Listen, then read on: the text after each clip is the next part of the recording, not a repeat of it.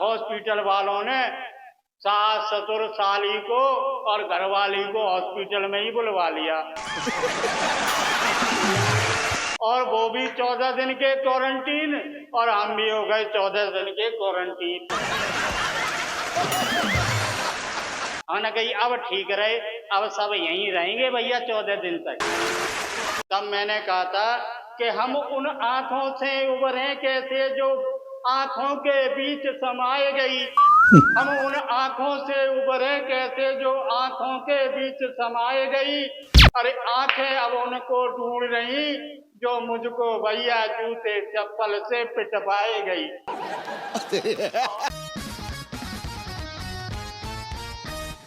Subscribe करो हमारे YouTube channel को और बेल आइकॉन को ऑल पर सेट करो हमारी लेटेस्ट वीडियो सबसे पहले देखने के लिए। नमस्कार, प्रणाम। आप सभी का कप्पू कॉमेडियन नंबर 100 में बहुत बहुत अभिनंदन। और मैं आशा करता हूं आप लोग अच्छे होंगे, स्वस्थ होंगे और मस्त होंगे। आज आप लोगों को हंसाने के लिए मैं जोक्स लाया हूं, वो आप लोगों को सुनाने जा रहा हूं। हंसते रहिए, मुस्कुराते रहिए और देखते रहिए कप्पू कॉमेडियन नंबर 100 और हमें अपना आशीर्वाद देते रहिए। और कप्पू कॉमेडियन नंबर 100 को चैनल को लाइक और सब्सक्राइब करते रहिए। ज्यादा समय न लेते हुए अब आप लोगों को सुनाने जा रहा हूं जोक। आप सुनिए और जोक्स का आनंद लीजिए और मुस्कुराइए। कितना जमाना बदल गया है कि कलयुग आ गया है। कि कितना जमाना बदल गया है, कलयुग आ गया है। कि मंदिर में जाके भगवान पूजने से भगवान नहीं मिलते और संगीत सुनने से ज्ञान नहीं मिलते। पत्थर को तो हम इसलिए पूजते हैं कि इस कलयुग में विश्वास लायक इंसान नहीं मिलते। कपिल जी एक ट्रेन में सरदार जी सफर कर रहे थे। उनके 50 रुपए वहां गुम हो गए। तो उसी गाड़ी में एक मुस्लिम आदमी बैठा हुआ था। तो जैसे ही मुस्लिम को पता लगा तो बोला या अल्लाह बिस्मिल्लाह। बस यही सुनते सरदार जी का मत्था ठनक गया और बोला अबे साले 20 रुपए तुझे मिल गए तो ये बता 30 रुपए फिर कहाँ गए। अगर दो महिलाएं आपस में धीरे धीरे से बात कर रही हो तो आप लोग समझ जाइए कि अब डेटा सेव हो रहा है। और अगर वही महिलाएं ये बोले छोड़ो हमें क्या लेना देना, तो आप समझ जाइए कि डेटा सेव हो चुका है, अब वायरल होने की तैयारी है। एक कहावत कही गई है कि अंग्रेजी दवाई और दूसरे की लुगाई सबसे ज्यादा असर करती है। लोग कहते हैं कि बिहार का आदमी बेवकूफ होता है, लेकिन लोग नहीं जानते हैं कि बिहार का आदमी सबसे ज्यादा चतुर भी होता है। एक बिहारी एक डॉक्टर के पास गया और बोला कि डॉक्टर साहब ये बताइए कि आप घर चलने के कितने पैसे लोगे।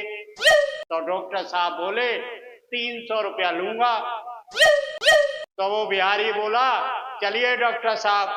डॉक्टर साहब ने अपनी कार निकाली और उस बिहारी को कार में बिठाया और उसके घर पर चल दिए। और जैसे ही घर पर पहुंचे डॉक्टर साहब तो डॉक्टर साहब बोले बताओ वो मरीज कहाँ है। तो वो बिहारी बोला अरे डॉक्टर साहब मरीज कहाँ है। अरे मैं वहां से आ रहा था तो मैंने टैक्सी वाले से पूछा तो वो साला 500 रुपए मांग रहा था। अब तुम हमें 300 रुपए में यहाँ छोड़ दिया तो मेरे को 200 रुपए का फायदा हो गया। ये सुनकर डॉक्टर बेहोश हो गया। और कपिल जी 2020 का तो सबको ही पता है कि 2020 का कोरोना वाला समय कोई नहीं भूल सकता है। 2020 में जब कोरोना पूरे चरम पर तांडव मचा रहा था तो सारे लोग घर में क्वारंटीन थे, कोई कहीं बाहर नहीं निकल पा रहा था, सारे अपने अपने घरों में बंद थे। अच्छा, सबसे ज्यादा उनको फायदा हुआ जो बेचारे बिजनेस में मस्त रहते थे और जो अपने लुगाइयों से मिल नहीं पाते थे, तो उनको खूब फायदा हुआ, उनको टाइम मिल गया। और जिसके बच्चे न होने वाले थे उनके भी पैदा हो गए, क्यों लोगों के पास काम धंधा तो था नहीं, बस इसी काम में लगे रहे और क्वारंटीन बने रहे।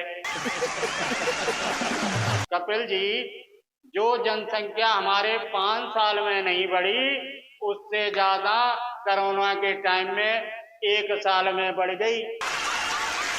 अब कोरोना के टाइम में अगर किसी को छींक आ जाती थी तो सारे लोग डरते थे और उससे दूर भागते थे, और ये भी डर लगा रहता कोई फोन न कर दे हॉस्पिटल में क्वारंटीन वाले को।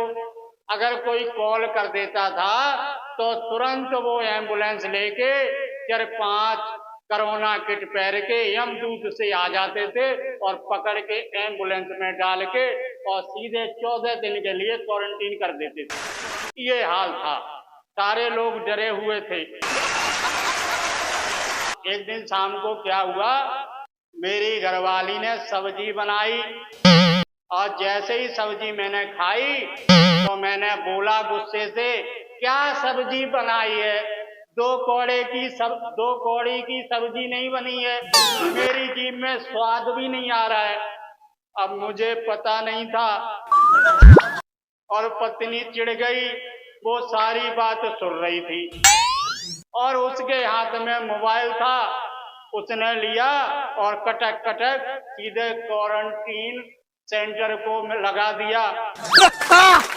अब वहां से एम्बुलेंस अपनी छाती रगड़ती हुई और ओय ओय ओय ओय सायरन बजाती हुई चिल्लाती हुई मेरे घर पे आ गई। और जैसे ही मेरे घर पे खड़ी हुई उस एम्बुलेंस से 4-5 कट्ठे से पीपी किट कोरोना वाली जैकेट पहन के यमदूत से निकले और सीधे मेरे पास आ गए। मैं उनसे चिल्लाता रहा, भैया मेरी कोई तबीयत नहीं खराब है, मैंने तो वैसे ही बोल दिया, मेरे जीभ में स्वाद नहीं आ रहा था, मुझे कोई कोरोना नहीं है। मैं चिल्लाता रहा, चीखता रहा, पर वो भैया नहीं माने और मेरे को 3-4 यमदूत ने, किसी ने पैर पकड़े, किसी ने हाथ पकड़े और सीधे एम्बुलेंस में डाल लिया और सीधे जाके भैया 14 दिन के लिए क्वारंटीन कर दिया। अब कोरोना के टाइम में मीडिया का भी जबड़ा लगा रहता था और तुरंत मीडिया वाले आए और फट माइक लगा दिया, अच्छा ये बताइए आपको कोरोना कब हुआ? अरे मैंने कही मेरे को कोरोना हुआ ही नहीं भाई। अच्छा आप लोग किस किससे मिले? अब जब कहा किस किससे मिले तो मेरे को ध्यान आया, मैंने अच्छा बीवी ने मुझे फंसाया है, अब मैं इसे फंसाता हूँ। भैया मैं सबसे पहले अपनी धर्मपत्नी से मिला, बोला अच्छा, हमने कहीं फिर सास ससुर और साली से मिला। और जैसे ही इतनी बात सुनी अब उसने भैया क्या किया, हॉस्पिटल वालों ने सास ससुर साली को और घरवाली को हॉस्पिटल में ही बुलवा लिया और वो भी 14 दिन के क्वारंटीन और हम भी हो गए 14 दिन के क्वारंटीन। हमने कही अब ठीक रहे, अब सब यहीं रहेंगे भैया 14 दिन तक। तब मैंने कहा था कि हम उन आंखों से उभरे कैसे जो आंखों के बीच समाये गई। हम उन आंखों से उबरे कैसे जो आंखों के बीच समाए गई। अरे आंखें अब उनको ढूंढ रही जो मुझको भैया जूते चप्पल से पिटवाए गई। और कपिल जी, एक और था कोरोना के टाइम। कोरोना के टाइम सब अपना अपना काम कर रहे थे। सरकार ऑक्सीजन का इंतजाम कर रही थी, डॉक्टर अपना काम कर रहे थे और पुलिस अपना काम कर रही थी। लेकिन पुलिस और डॉक्टरों में थोड़ा सा अंतर था। डॉक्टर जब वैक्सीन की डोज देता था तो आदमी से पूछता था कि पहले वाली डोज पिछवाड़े में किस साइड लगी है। पर पुलिस वाले नहीं पूछते थे कि भैया पहला डंडा किधर पड़ा है, सीधे बिना पूछे ही पिछवाड़े पे धड़ाधड़ डंडे बरसा रहे थे। ये हालत थी भैया कोरोना के टाइम।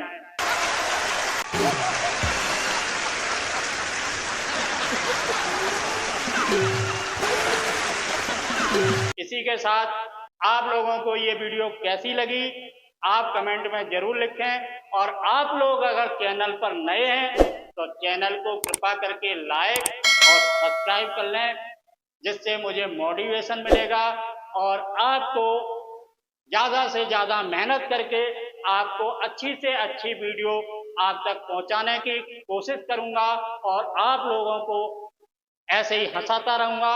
इसी के साथ आप लोग हंसते रहिए, मुस्कुराते रहिए और देखते रहिए टप्पू कॉमेडियन नंबर 1 शो। इसी के साथ मैं आपसे विदा लेता हूं। तब तक के लिए आपको, आपके सभी परिवार को नमस्कार, प्रणाम, जय हिंद। फिर मिलेंगे, बाय बाय। Yeah.